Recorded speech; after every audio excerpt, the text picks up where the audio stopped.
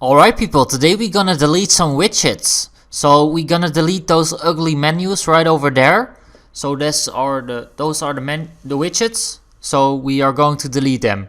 So I want you to navigate to your dashboard